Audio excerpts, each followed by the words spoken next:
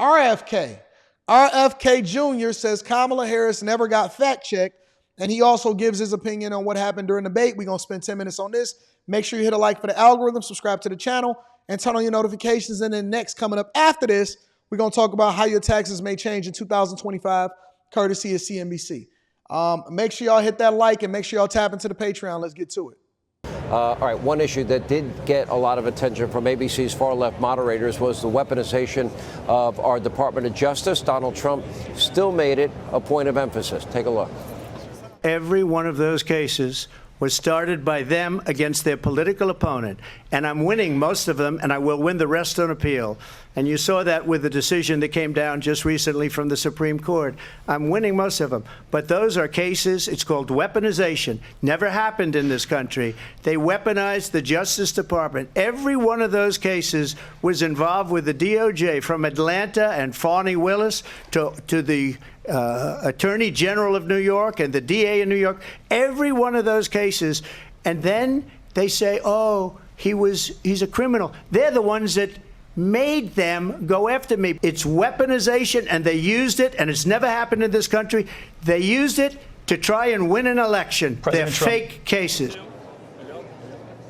All right, joining us now, someone who knows firsthand about the weaponization of justice, live from the spin room, Robert F. Kennedy Jr. Great to see you. How are you? Good to see you, Sean. You left your party, a party that was near and dear to your father, to your uncle. I think it has no resemblance to the Democratic Party today. And this is the frustrating part about tonight, the radicalization, the views stated by Kamala. You know, they weren't asked by the moderators. To me, it was a failed opportunity. I think the American people were failed tonight. Yeah, I was disappointed by the evident bias of the moderators, who were fact-checking constantly, kind of trivialities by President Trump, but didn't, as far as I saw, they didn't fact-check Vice President Harris a single time. But you're right, Sean, the party that I grew up in doesn't exist anymore. The party of Robert Kennedy and John Kennedy was a party of peace. It was the party of resisting the corporate subversion of American democracy. It was the party of civil rights and constitutional rights, particularly censorship, very opposed to censorship and surveillance. It was the party of protecting the most vulnerable people in our society, including particularly children. Today, the Democratic Party is the party of war. It's the party of censorship. It's the party of surveillance. We saw Dick Cheney and John Bolton endorse, along with 255 neocons, endorse Vice President Harris this week. They came out of exile, where they were sent after the Patriot Act. They were sent after the war in Iraq, the biggest foreign policy debacle in American history.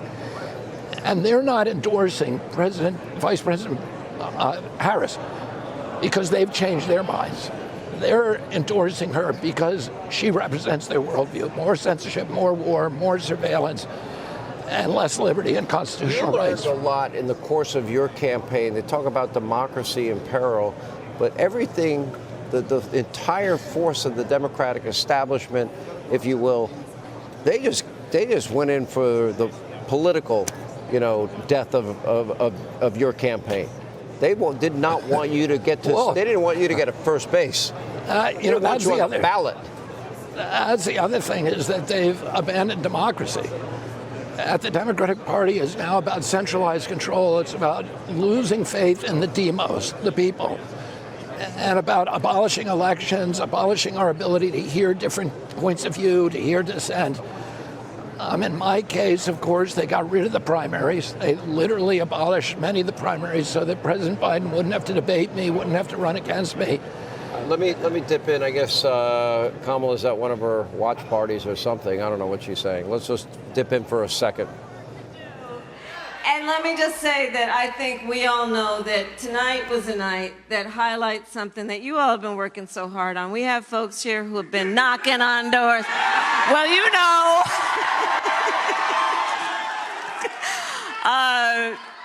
But we have a lot of work to do, okay? And tonight, I think, highlighted for the American people what's at stake.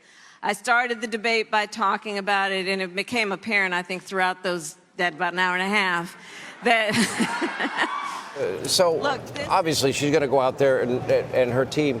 The thing that I learned about her tonight is, you know, being hidden away for days and days and days on end. You can learn your rehearsed lines, and it doesn't matter if you tell the truth because she wasn't fact-checked. She told a lot of lies about Trump in 2025, lies about mandatory gun buybacks, which she did support. Lies about it on her website. Lying about fracking, lying about a national abortion ban that Donald Trump doesn't support.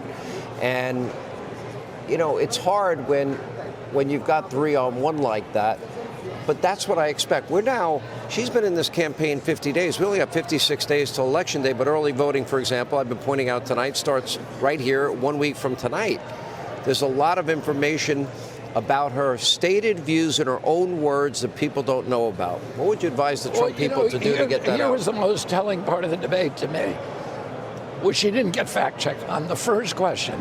Are Americans better off than they were 4 years ago? There's no metric that you can use to make that case. And she was allowed to then go and give this kind of biographical sketch of herself without ever asking that question. And they never demanded that she ask it. Today, Hey, Sean Hannity here. And he's 100% right. They never demanded that she ever ask answer the question. She was never fact-checked. And again, I think that the biggest travesty of this whole debate, because it took the highlight off of the actual candidates and it started to place visibility on the actual moderators. Let me say that again. The debate wasn't even about the candidates. It was about the moderators. That's unfortunate. A debate should never be about the people that host a debate. It should never be about the people that ask the questions. You're supposed to be there in order to get the most out of the people that are saying whatever it is that they're saying on the stage. And again, sorority sister, beta male, the very first question set the precedent. And I realized that he was basically, and shout out to Trump. Let me give a round of applause to Trump and JD Vance. And the reason that I want to give a shout out to Trump and JD Vance is because they have regularly throughout this entire campaign, you know what? Let me take something back. They have regularly throughout this entire campaign went into enemy territory. They did the debate on CNN. They did the debate on ABC. They go and take all of the questions from NBC, ABC, CNN. They appear on their platforms. No scripts, stand in front of the reporters and take all questions. Trump even appeared at the National Association of Black Journalists, which Kamala declined to go to. But here's the thing. At first, I was thinking to myself, man, this is a loss for ABC. They absolutely ruined it. Their moderators was trash. They put somebody up there to ask questions that is a sorority sister, and it absolutely went left for them. But then I started to think, and it just popped in my head right now, maybe this was a win for ABC.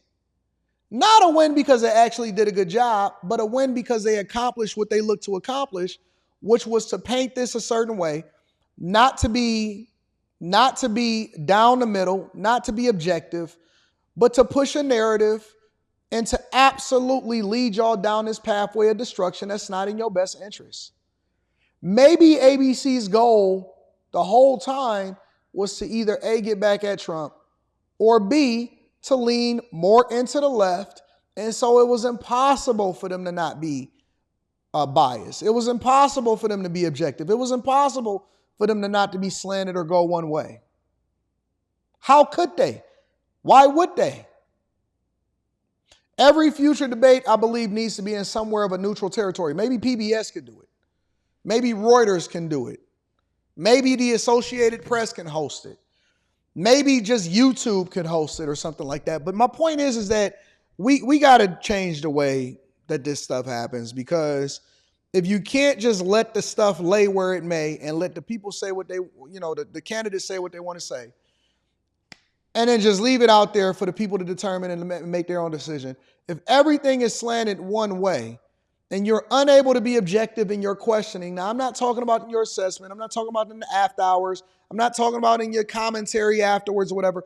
I'm talking about when you have the people there to ask the question and let them answer it objectively, then you compromise. So maybe ABC did win it.